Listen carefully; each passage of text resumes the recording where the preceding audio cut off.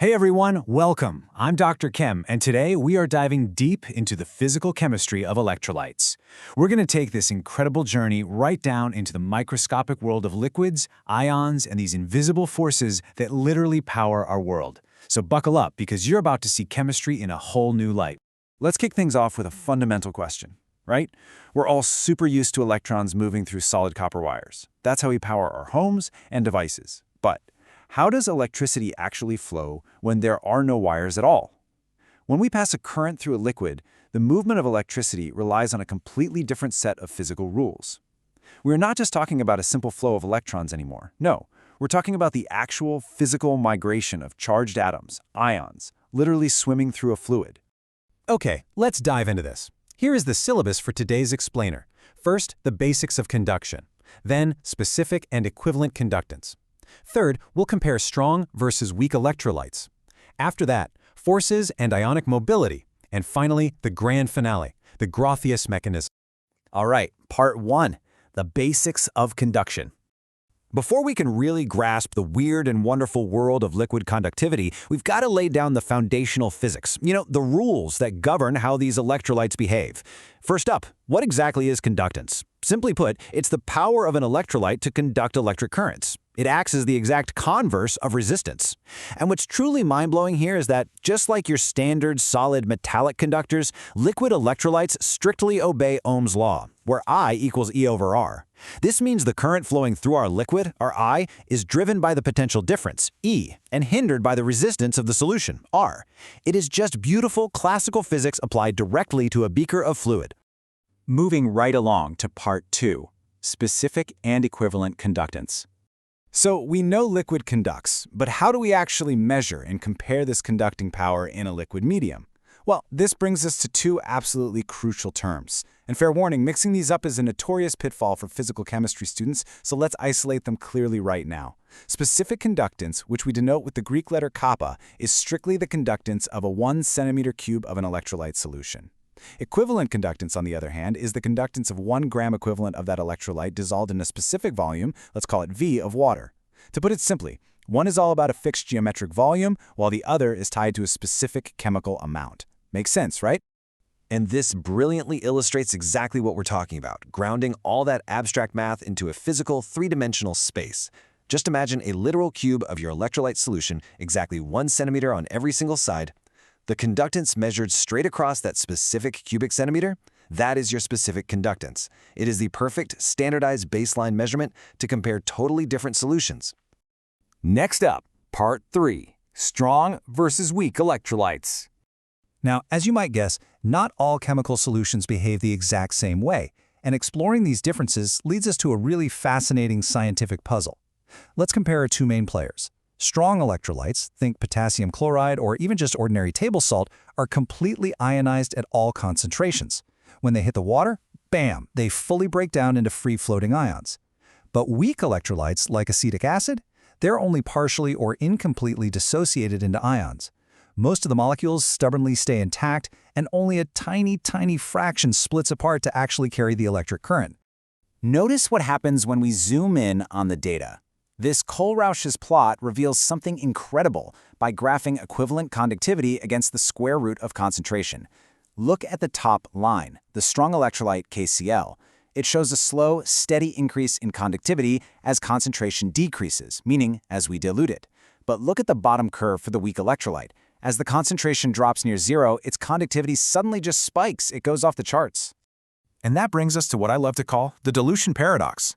Why on earth does adding plain water actually increase equivalent conductance? Well, for strong electrolytes, adding water increases the distance between the ions. This decreases their interionic attraction, so they can basically swim faster without pulling on each other. It gives them breathing room. But for weak electrolytes, adding water actually forces more of those intact molecules to ionize, releasing a massive flood of brand new ions into the solution. So, the key takeaway here is this. Adding water helps ions move better, but for entirely different microscopic reasons depending on what kind of electrolyte you're dealing with. Let's push forward to part four, forces and ionic mobility. We're going to zoom in even closer now. I want you to picture the actual physical forces battling it out inside that beaker. Imagine a single ion as a tiny little sphere desperately trying to push its way through a thick, syrupy fluid. there are two opposing forces constantly acting on it. First, you've got the electrical force, which is driving and pulling that charged ion forward toward the electrode. Second, you have the frictional retarding force. That's the hydrodynamic drag from the solvent trying to slow it down. The actual speed of the ion, its mobility, is the exact balance point between this electrical push and that hydrodynamic friction. And to get really specific, we have to talk about the electrophoretic effect. You see, a central cation doesn't just swim by itself. It's surrounded by an ionic atmosphere of oppositely charged ions and solvent molecules. When our central positive ion moves toward the negative cathode, this entire charged cloud of opposite ions gets pulled the other way, toward the positive anode. This creates intense drag. It's literally like trying to walk forward while someone is aggressively yanking your coat backward. You can imagine how much that slows things down. Now, temperature also plays a massive role in this molecular tug-of-war. Generally speaking, heating up a solution drops its viscosity, right? That reduces friction and boosts the ion's speed. But for weak electrolytes, it's a bit more complex. According to Le Chatelier's principle, if the ionization process is endothermic, meaning it absorbs heat, then higher temperatures will increase conductance by creating more ions. But if the ionization is exothermic, higher temperatures actually decrease the degree of ionization, lowering the conductance. It is just a beautiful intersection of thermodynamics and electrochemistry.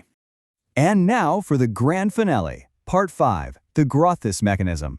We're leaving standard ions in the dust and focusing on the absolute speed demons of the ionic world, 349.8. Just take a look at that number. This is the molar conductivity value for the hydrogen ion, H+. To put this into perspective for you, most normal ions have a value around 50 to 70.